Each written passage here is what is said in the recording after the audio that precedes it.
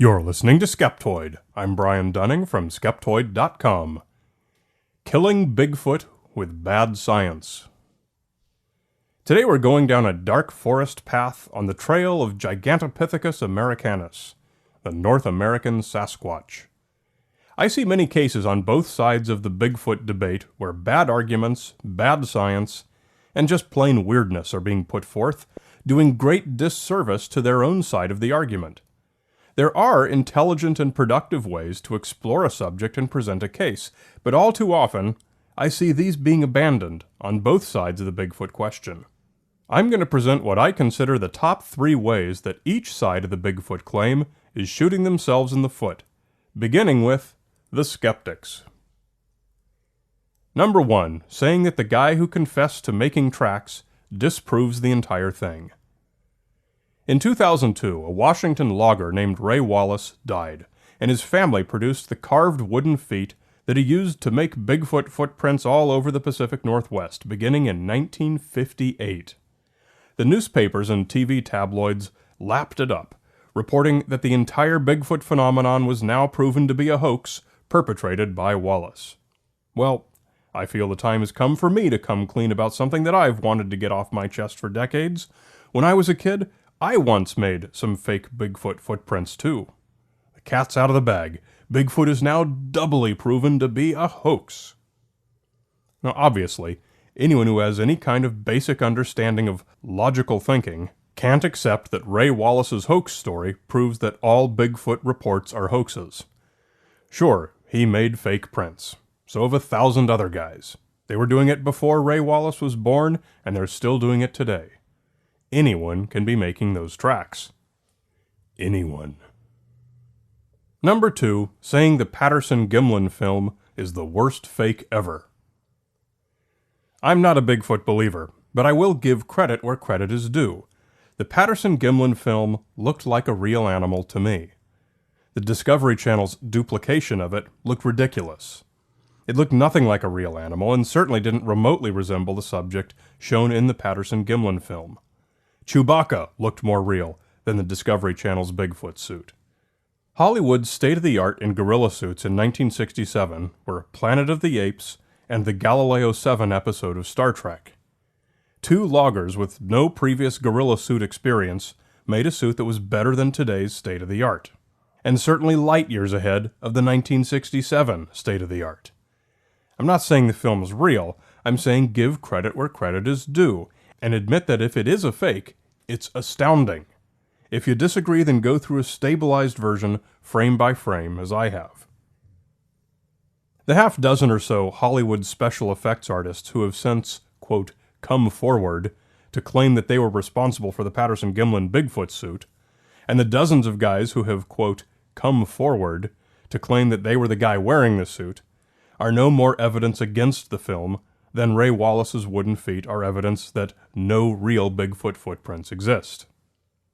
Search Skeptoid.com for the Patterson Gimlin film to learn its true history, which has since been established. Critics of the film also say that the creature's behavior is unrealistic.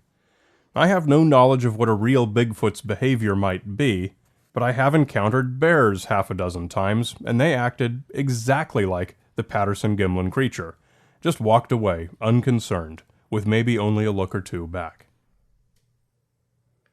Number 3, criticizing good scientists like Jeff Meldrum. I've read old and new criticism of Dr. Jeff Meldrum of Idaho State University, and I'm only mentioning his name in particular as one example. There are several prominent tenured professors at legitimate accredited universities who have done Bigfoot research. They are far outnumbered by professors who have done psychic or other paranormal research. But let's stick to the subject. Dr. Meldrum is not the obsessed Bigfoot guy who lives and breathes it 24 hours a day and exhorts his students to become believers. Rather, he has a long list of publications and edited volumes, none of which pertain to Bigfoot. He teaches 6 courses, none of which pertain to Bigfoot. He's an associate professor of anatomy and anthropology. He's an adjunct associate professor in the Department of Anthropology and the Department of Occupational and Physical Therapy. And he's the affiliate curator at the Idaho Museum of Natural History. he's not the professor of Bigfoot. He carries as great a load of academic work in non-Bigfoot related studies as any professor. He's a real scientist doing real work. On top of all this, he studies casts of Bigfoot footprints. Dr. Meldrum is responsible for drumming up his own grant money from private donors to fund any Bigfoot research that he chooses to do. In some cases, he has received small amounts of matching funds from the university. If you feel this was a bad expenditure, then criticize the university regents who decided to write the check. Don't criticize the applicant they awarded the funds to. The work of responsible scientists like Dr. Meldrum is exactly what true skeptics should be demanding from the Bigfoot community. Here's the way for a responsible skeptic to handle the Bigfoot claim. It's to say, you're making an extraordinary claim, show me extraordinary evidence, and I'll believe it. Until then, I'm not convinced. Occasionally, candidate evidence has come forward, like hair and stool samples, or the skull cap from Tibet.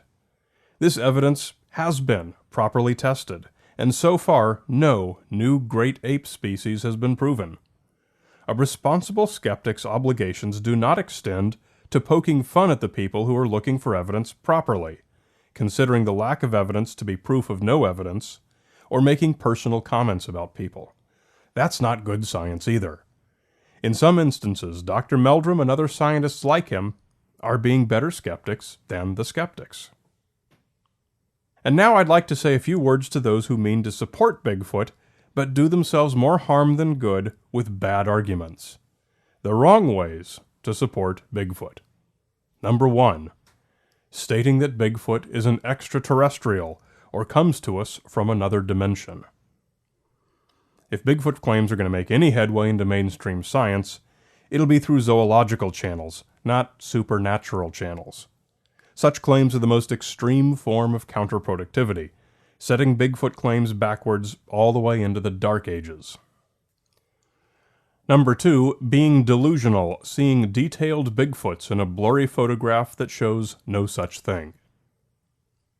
Half the Bigfoot websites out there show numerous photographs of bushes and wooded areas, with certain areas circled. There's nothing within the circled area except other bushes. Maybe a shadow or a dark branch. But wait, here's a detailed sketch of what's hiding inside that shadow. Now, informally, we call these photographs blob squatches. Formally, we call the perceptual phenomenon of wrongly seeing things in random photos or random data apophenia. Proper research methodology seeks to eliminate faulty data, such as that produced by apophenia, rather than letting it stand unchallenged. Presenting a blob squatch as data succeeds better at raising concern for the claimant's acumen than it does at proving Bigfoot.